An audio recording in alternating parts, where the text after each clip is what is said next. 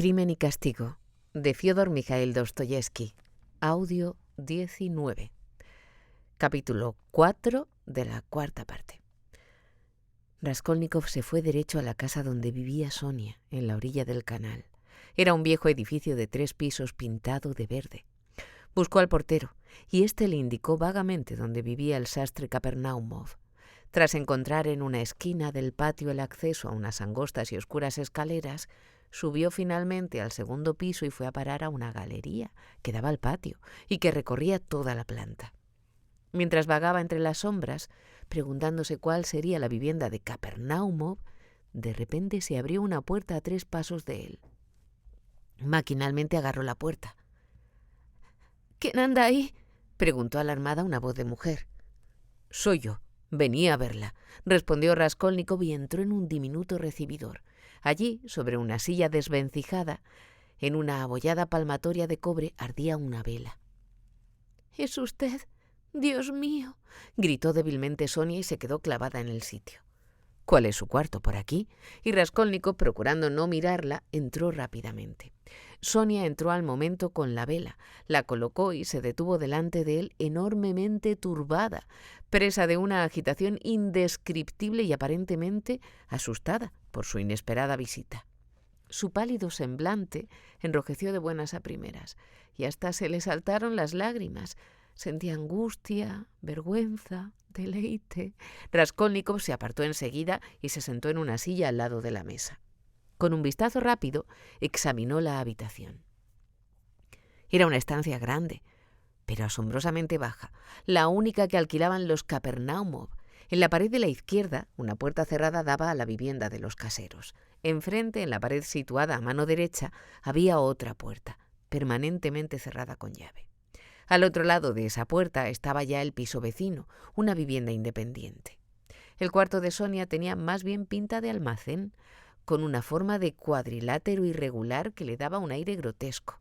La pared orientada al canal, con 3 ventanas, cortaba el cuarto de través, de tal manera que uno de los ángulos, exageradamente agudo, era tan profundo que en él apenas se veía nada si no se disponía de una buena luz. En cambio, el otro ángulo era anormalmente obtuso. En aquel cuarto tan grande no había casi muebles. En un rincón, a mano derecha, se situaba la cama. A su lado, más cerca de la puerta, había una silla. Detrás, junto a la puerta que daba al piso vecino, había una sencilla mesa de tablas tapada con un mantel azul. Al lado de la mesa se veían 2 sillas de mimbre. Más allá, en la pared de enfrente, en las inmediaciones del ángulo agudo, había una pequeña cómoda de madera sencilla que parecía perdida en mitad del vacío. Eso era lo único que había en la habitación. El papel pintado, de tono amarillento, rozado y desgarrado, estaba ennegrecido en todos los rincones. Era indudable que en invierno serían habituales el humo y la humedad. La pobreza saltaba a la vista. Ni siquiera había cortinas al lado de la cama. Sonia observó en silencio a su huésped, que tan detenidamente y sin ningún miramiento estaba examinando el cuarto, y acabó temblando de miedo como si tuviera delante al juez y árbitro de su destino. «Vengo tarde». «¿Son ya las 11?» preguntó sin levantar aún los ojos hacia ella. «Sí», murmuró Sonia.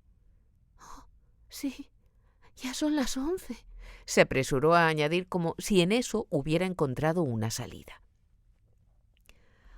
«Ha sonado el reloj de mis caseros. Acabo de oírlo. Sí, las 11. «He venido a su casa por última vez», prosiguió Raskolnikov en tono sombrío a pesar de que era la primera vez que estaba allí. «Es posible que no volvamos a vernos». ¿Se marcha usted?» «No sé. Mañana todo». «¿Entonces no irá usted mañana a casa de Katerina Ivanovna?» A Sonia le temblaba la voz. «No sé. Todo se sabrá mañana por la mañana. Pero no se trata de eso. He venido a decirle una cosa».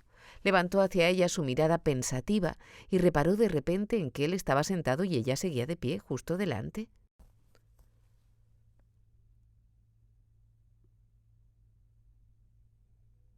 «¿Qué hace ahí de pie?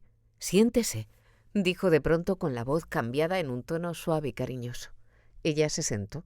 Él estuvo cerca de un minuto mirándola cordialmente, casi con compasión. ¡Qué delgada está! Mire qué mano, completamente transparente. Los dedos parecen los de una muerta. Le cogió la mano. Sonia sonrió débilmente. Siempre he sido así, dijo. ¿También cuando vivía en su casa? Sí.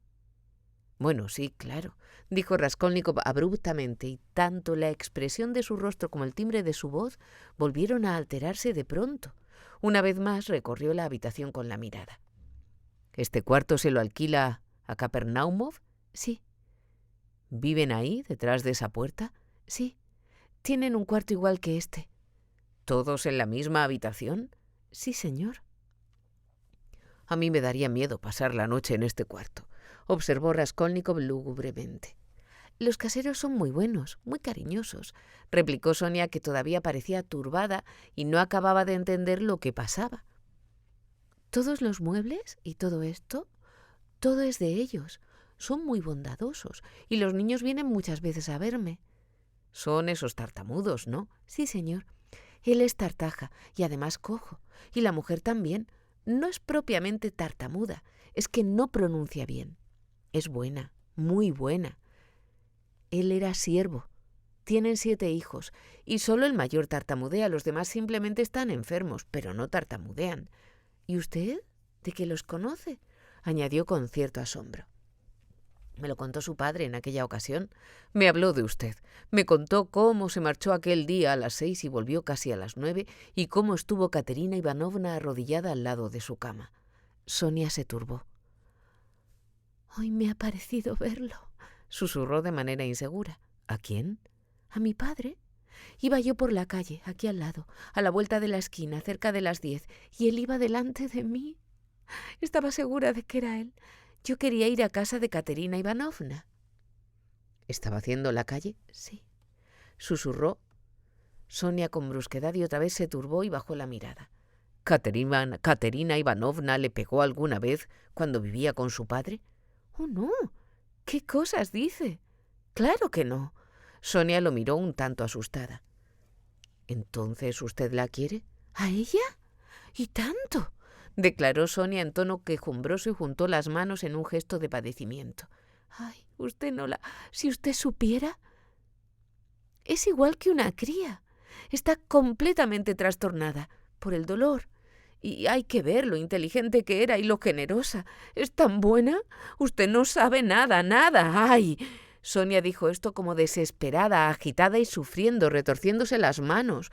Sus pálidas mejillas volvieron a ruborizarse y el tormento se reflejaba en sus ojos.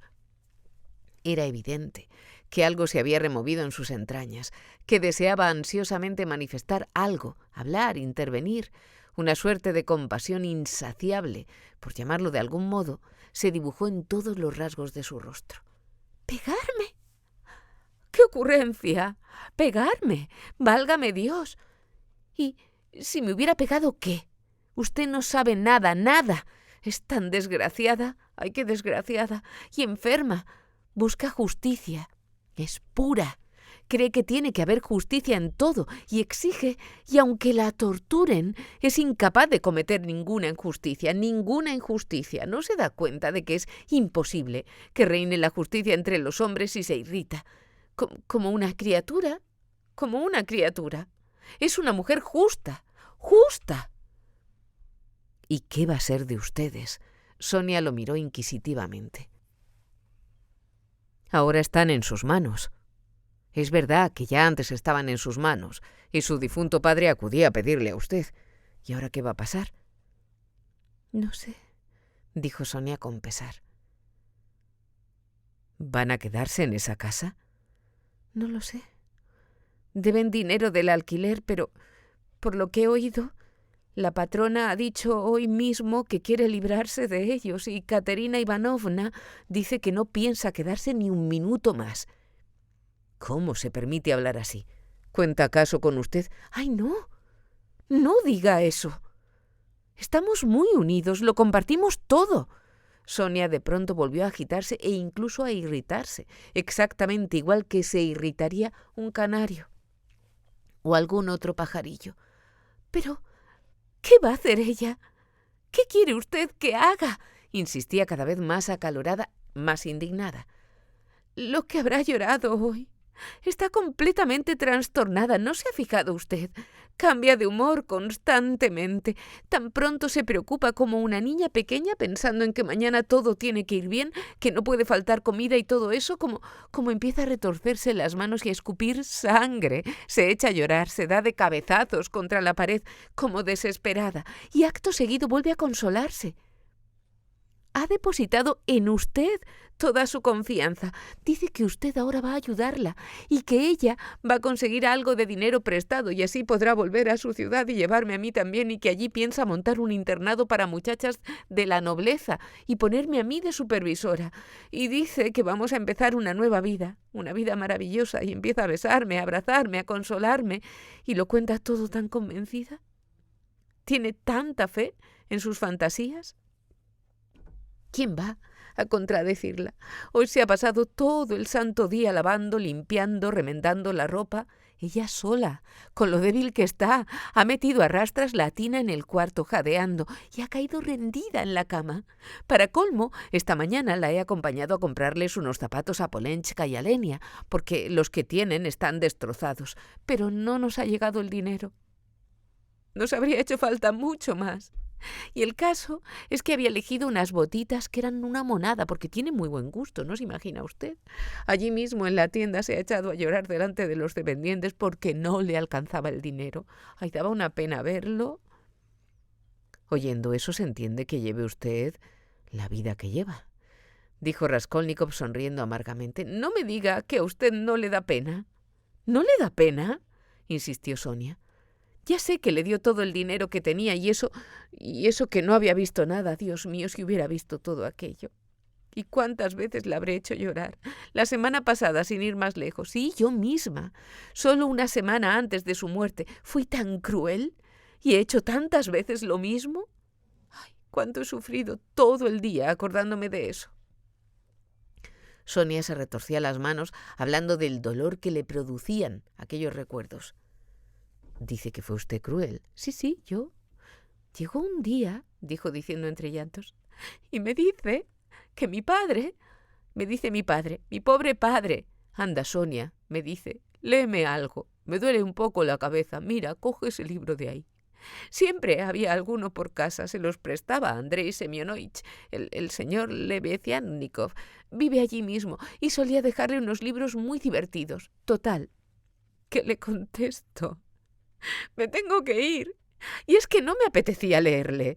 Había ido más que nada a enseñarle unos cuellos a Katerina Ivanovna, una vendedora a domicilio, Lizaveta. Me había conseguido a muy buen precio unos cuellos y unos puños. Eran una preciosidad, nuevecitos y como bordados. A Katerina Ivanovna le gustaron mucho.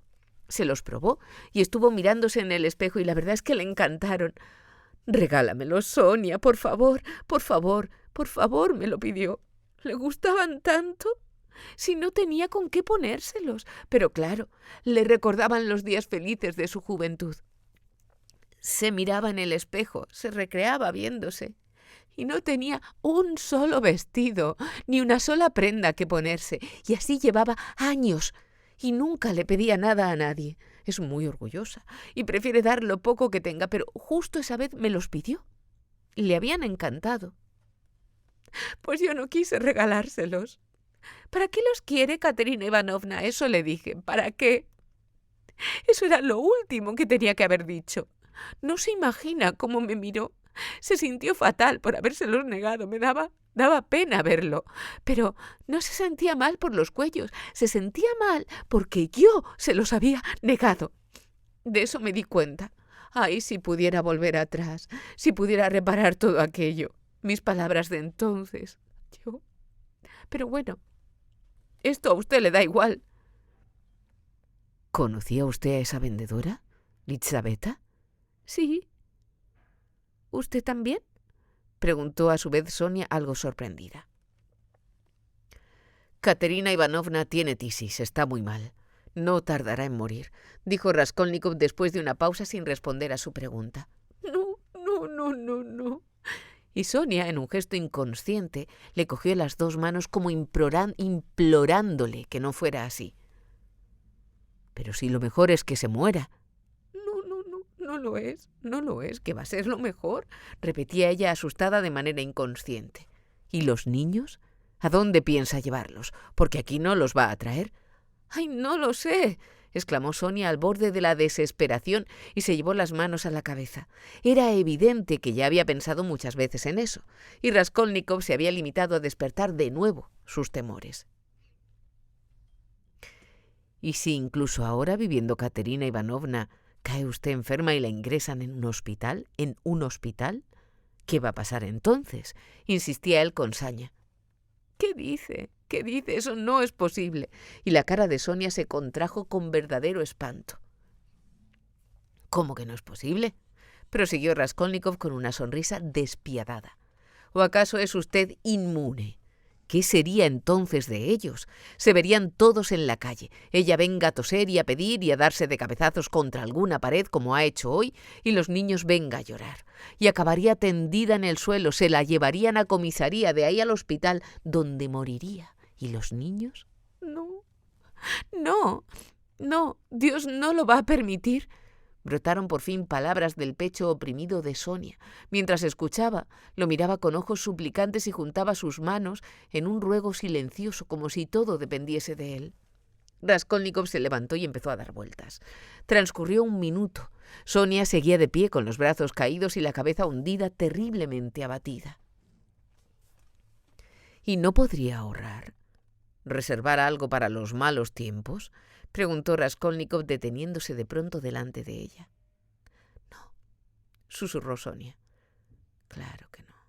Pero lo ha intentado», añadió poco menos que con una sonrisa irónica. «Sí, lo he intentado». «¿Y habrá fracasado?». «Bueno, sí, claro. No hace falta preguntar». Y se puso otra vez a dar vueltas. Pasó otro minuto. «¿Es que no gana dinero todos los días?». Sonia se turbó todavía más y nuevamente se le subieron los colores. «No», murmuró haciendo un tremendo esfuerzo. «Polenchka seguramente correrá la misma suerte», dijo él de pronto. No puede ser», gritó Sonia desesperada como si la estuvieran acuchillando. «Dios no permita semejante atrocidad». «Otras atrocidades permite». No, a ella Dios la defenderá», insistía fuera de sí. «También es posible que no exista Dios», replicó Raskolnikov con cierto regodeo, sonriéndose y mirando a la joven. A Sonia de pronto le cambió la cara, recorrida por un estremecimiento. Dirigió una mirada a Raskolnikov con una expresión indescriptible de reproche. Quiso decir algo, pero no acertó a hablar, y empezó a llorar amargamente, cubriéndose el rostro con las manos. «Dice usted que Katerina Ivanovna está mal de la cabeza. Usted también lo está», dijo Raskolnikov después de un breve silencio. Pasaron 5 minutos. Él seguía dando vueltas por el cuarto en silencio, sin mirar a Sonia. Finalmente se acercó hasta ella. Le brillaban los ojos, la cogió de los hombros con las dos manos y la miró directamente al rostro compungido. Era la suya una mirada seca, ardiente, penetrante. Los labios le temblaban ligeramente. De pronto se agachó rápidamente y, dejándose caer al suelo, le besó los pies. Sonia retrocedió espantada, como ante un loco, y efectivamente parecía un verdadero enajenado. «¿Pero qué hace? ¿Qué hace?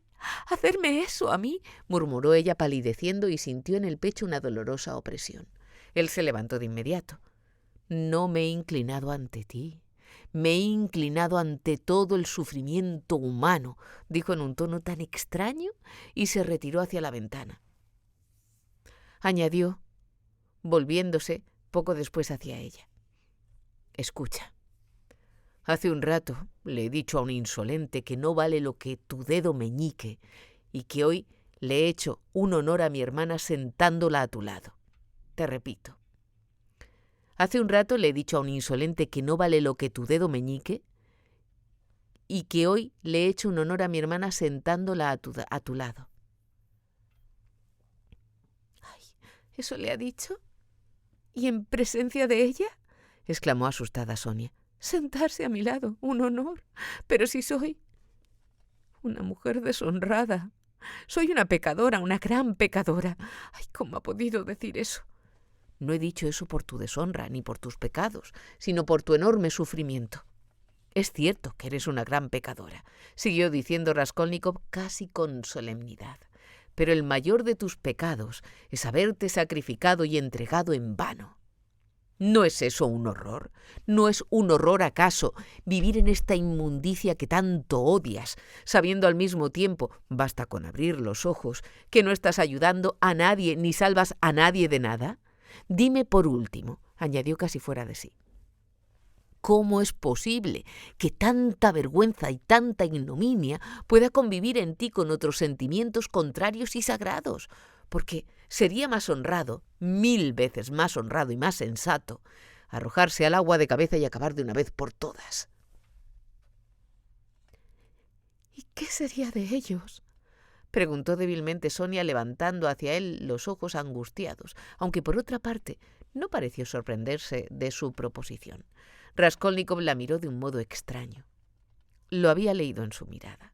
Así pues, ella ya había tenido esa idea. ¿Acaso muchas veces, en su desesperación, había pensado seriamente en cómo acabar con todo, tan seriamente que apenas se había extrañado de la sugerencia de Raskolnikov? Ni tan siquiera había reparado en la crueldad de sus palabras, como tampoco había reparado en el sentido de sus reproches ni en su peculiar actitud ante la vergüenza de ella. Todo estaba muy claro para él. También comprendió perfectamente cómo la idea de su deshonor, de su infamia, la había torturado desde hacía tiempo y la seguía torturando con un dolor atroz.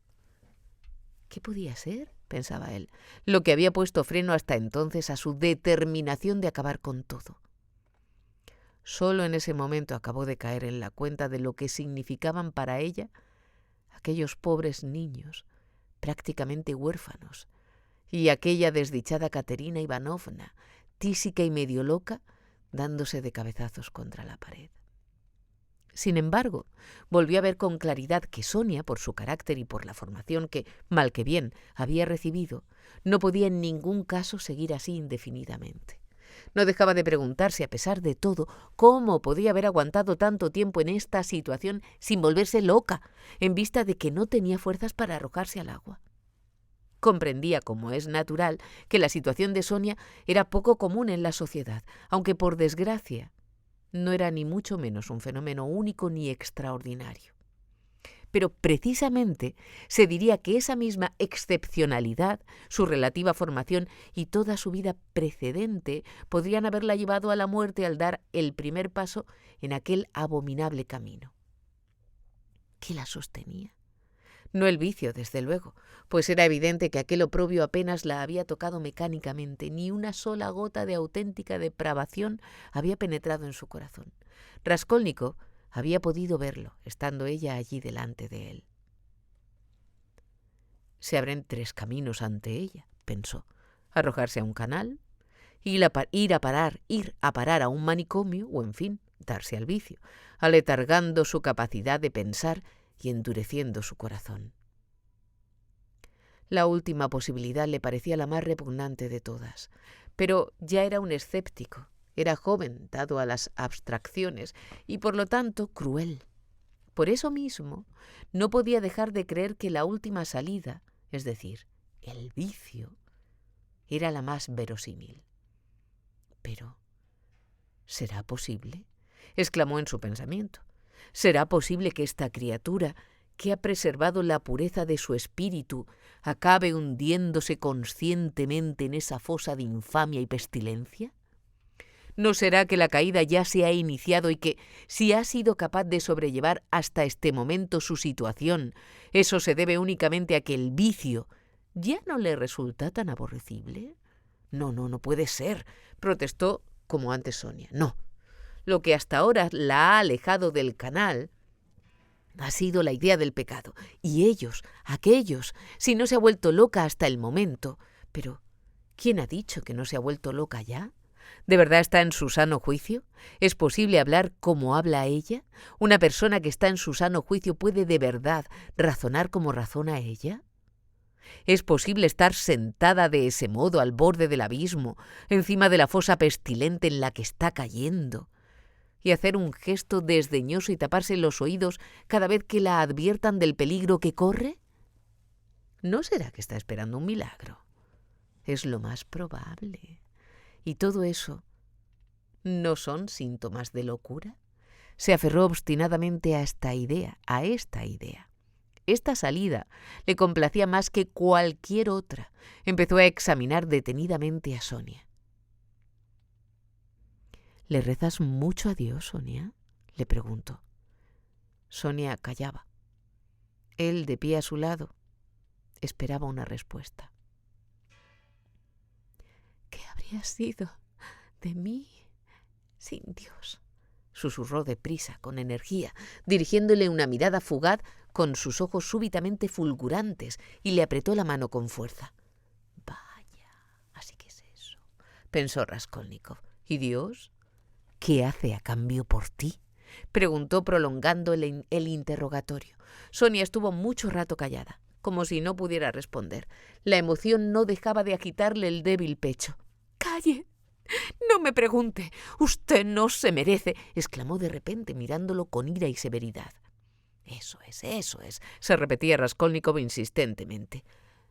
¡Lo hace todo!, susurró ella deprisa y volvió a bajar los ojos. Ahí está la salida, y ahí está también la explicación a esa salida, resolvió Raskolnikov, examinándola con ávida curiosidad. Con un nuevo sentimiento, extraño y casi enfermizo, se fijó en su carita pálida y delgada, de rasgos irregulares y angulosos, en sus mansos ojos azules, capaces de fulgurar con aquel fuego, con aquella severa energía, en su cuerpo menudo, que aún seguía temblando de rabia y de indignación, y todo le parecía cada vez más extraño, poco menos que imposible. Es una iluminada, concluyó. Había un libro en la cómoda. Raskolnikov había reparado en él mientras iba y venía por el cuarto. Esta vez lo cogió y lo examinó. Era el Nuevo Testamento, en la traducción rusa. Era un ejemplar viejo, gastado, encuadernado en piel.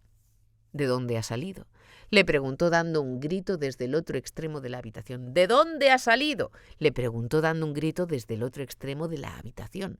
Ella no se había movido de su sitio, a 3 pasos de la mesa. «Me lo trajeron», contestó aparentemente de mala gana y sin mirar a Raskolnikov. «¿Quién?».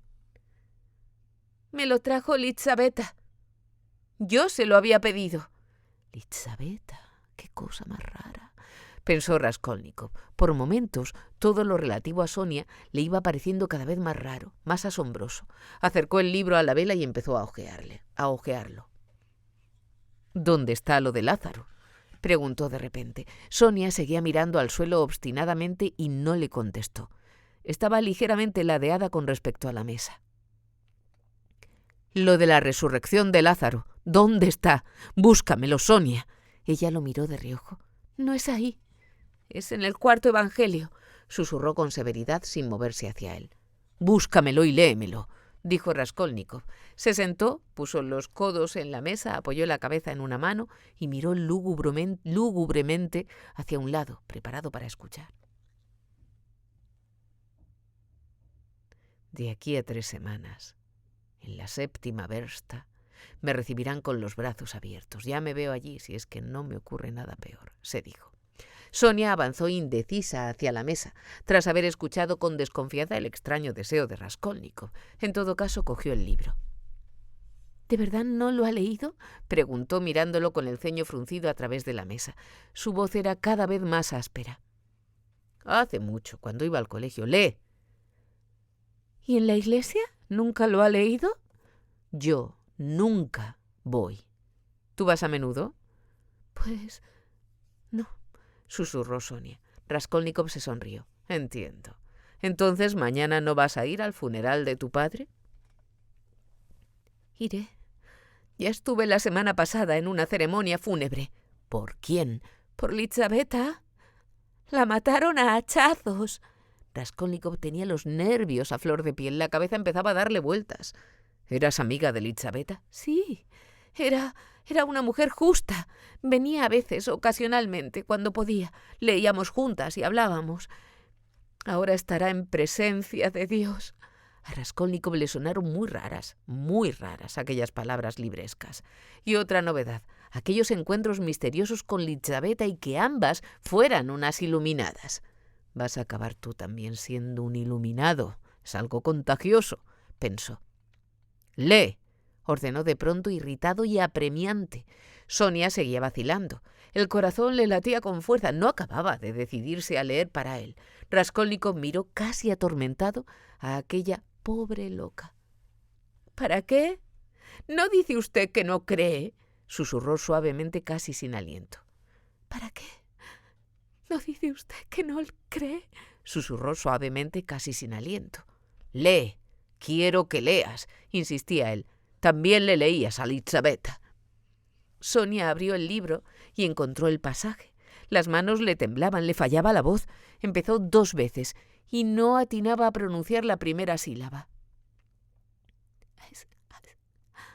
Estaba entonces enfermo uno llamado Lázaro de Betania, dijo por fin haciendo un esfuerzo, pero de pronto, a partir de la tercera palabra, la voz vibró y se rompió, como una cuerda demasiado tensa. Se quedó sin aliento y sintió una opresión en el pecho. Raskolnikov comprendía en parte por qué Sonia no se decidía a leer para él, y cuanto mejor lo comprendía, de un modo más grosero e irritante, insistía en que leyera. Entendía de sobra lo difícil que era para ella en aquellos momentos traicionar y desvelar todo lo que era suyo.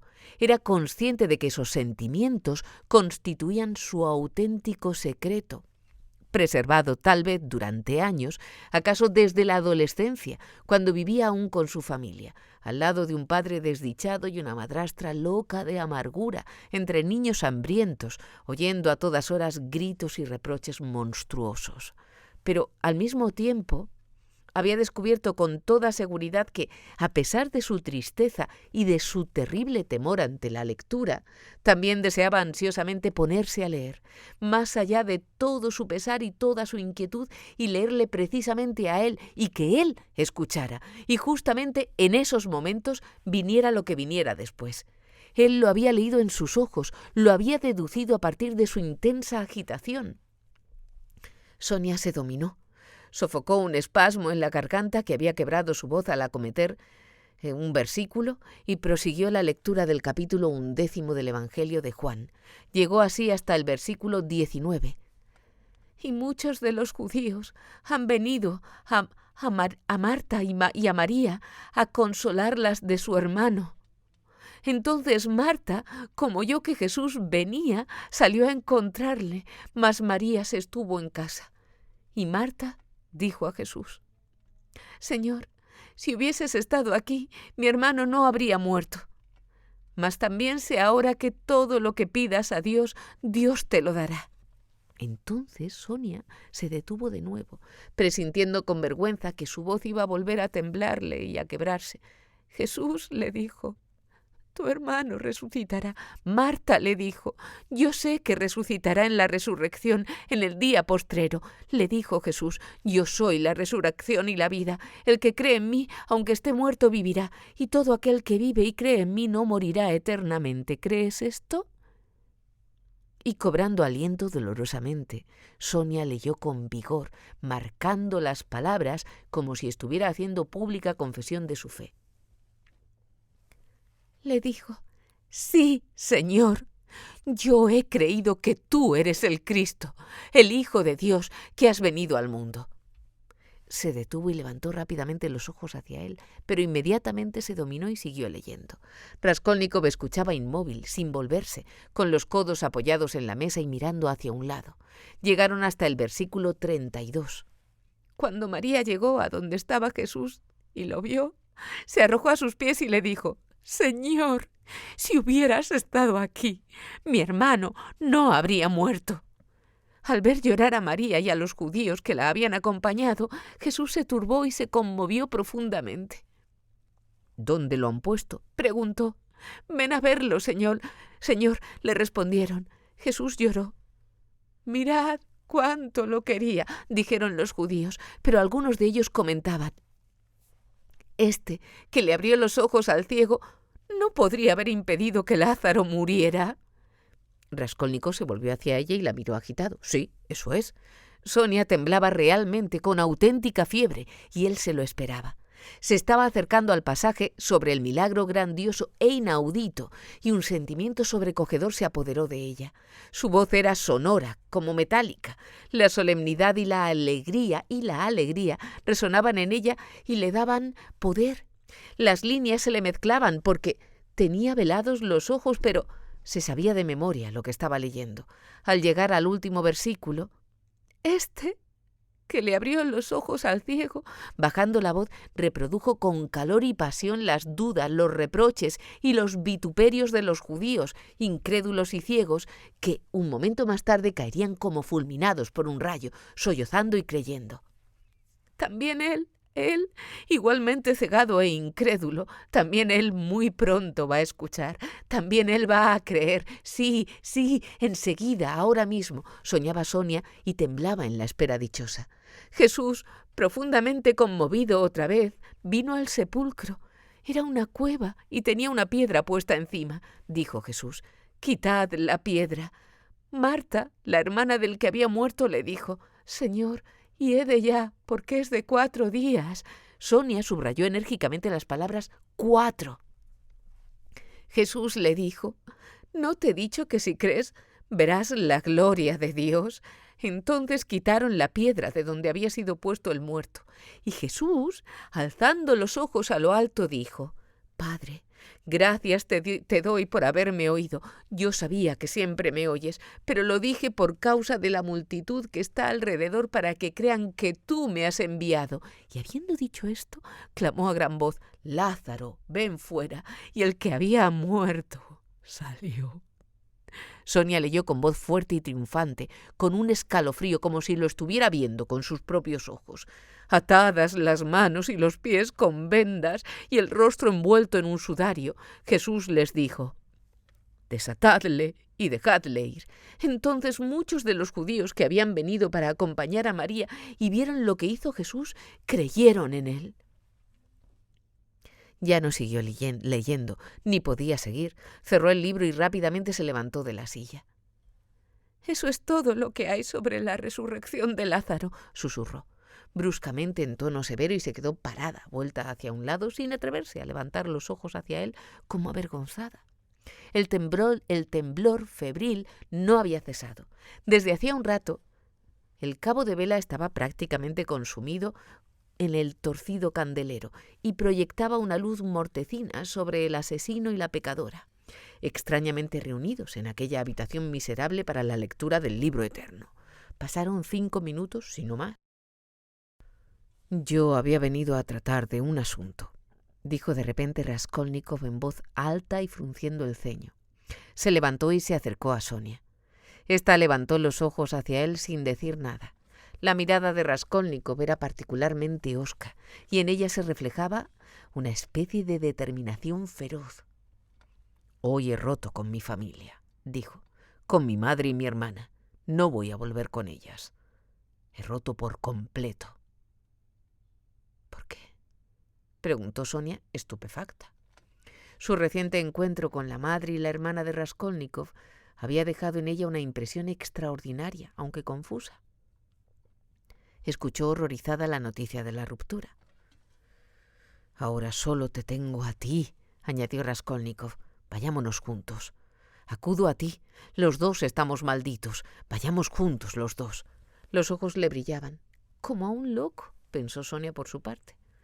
«¿Ir a dónde?», preguntó asustada, y sin querer dio un paso atrás. «¿Cómo quieres que lo sepa? Lo único que sé es que vamos por el mismo camino, eso seguro, nada más. Tenemos la misma meta». Ella lo miró sin entender nada. Solo sabía que él era terriblemente desdichado. Infinitamente desdichado. «Nadie va a comprender nada si tú les hablas así», siguió diciendo Raskolnikov, «pero yo he comprendido. Te necesito.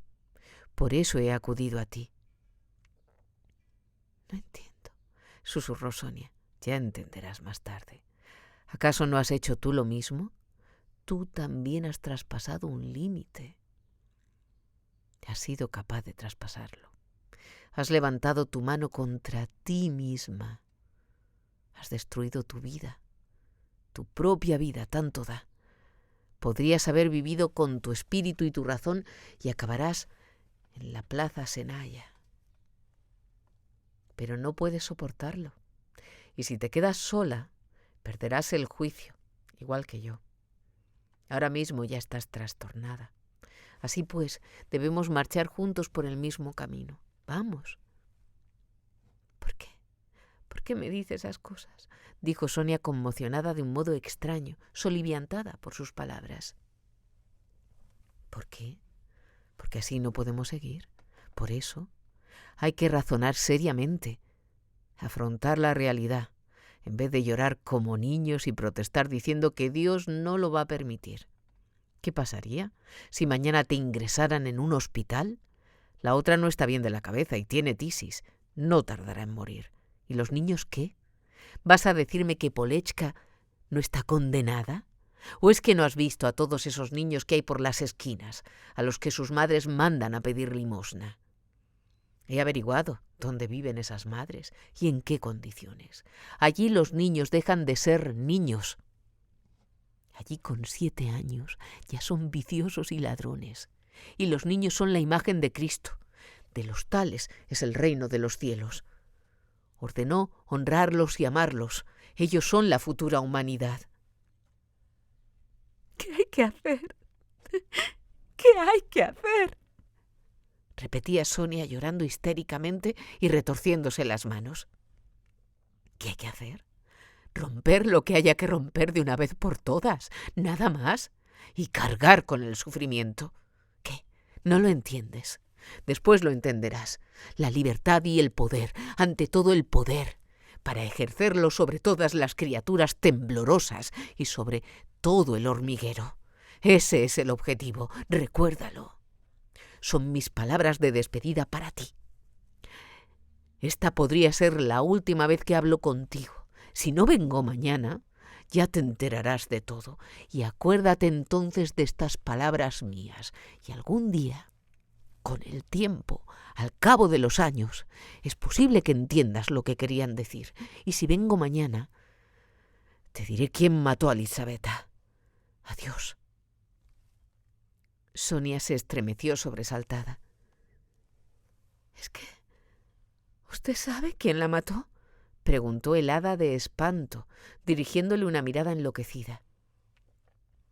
Lo sé. Y te lo diré. A ti, solo a ti. Te he elegido a ti. No voy a venir a pedirte perdón. Sencillamente te lo diré. Hace ya mucho que te elegí para decírtelo. Cuando tu padre me habló de ti, cuando Elisabetta todavía estaba viva, entonces lo pensé. Adiós. No me des la mano. Mañana. Salió. Sonia lo miraba como quien mira a un loco, pero ella tampoco estaba en su sano juicio y era consciente. La cabeza le daba vueltas. Señor, ¿cómo puede saber quién mató a Elisabetta? ¿Qué ha querido decir con esas palabras? Qué extraño es todo. Y sin embargo, al mismo tiempo la idea no le venía a la cabeza, de ningún modo. Tiene que ser terriblemente desgraciado. Ha roto con su madre y con su hermana. ¿Por qué? ¿Qué habrá pasado? ¿Y qué intenciones tiene? ¿Qué era aquello que le había dicho? Le había besado los pies y había dicho... ¿Había dicho? Sí, lo había dicho claramente. Que ya no podía vivir sin ella. ¡Ay, señor! Sonia se pasó toda la noche con fiebre y delirando. De vez en cuando se levantaba de un salto, lloraba, se retorcía las manos. Entonces volvía a hundirse en un sueño febril y soñaba con Polechka, con Katerina Ivanovna, con Elisabetta, con la lectura del Evangelio y con él. Con él. Con su semblante pálido y sus ojos ardientes. Él le besaba los pies. Lloraba. ¡Ay, señor! Al otro lado de la puerta de la derecha, la puerta que separaba la habitación de Sonia del piso de Gertruda Karlovna Reslich, había un cuarto medianero que llevaba mucho tiempo vacío. Pertenecía al piso de los señores Reslich, que lo tenían puesto en alquiler, como indicaba un cartelito que colgaba en el portón del edificio y unos papeles pegados en las ventanas que daban al canal. Sonia se había acostumbrado hacía tiempo a que esta habitación estuviera desocupada, y sin embargo, todo ese rato, detrás de la puerta que daba al cuarto vacío, había estado oculto el señor Svidrigailov, escuchando. Una vez que Raskolnikov se hubo marchado, Svidrigailov, después de reflexionar un momento, fue de puntillas a su propio cuarto, contiguo a la pieza vacía. Cogió una silla y la llevó, procurando no hacer ruido, hasta la misma puerta que daba a la habitación de Sonia. La conversación le había parecido tan amena y tan interesante, había disfrutado tantísimo con ella, que había decidido trasladar esa silla hasta allí, para poder ahorrarse de ese modo la próxima vez, sin ir más lejos, al día siguiente, la incomodidad de pasarse una hora de pie. De ese modo, podría instalarse allí confortablemente y disfrutar plenamente en todos los sentidos.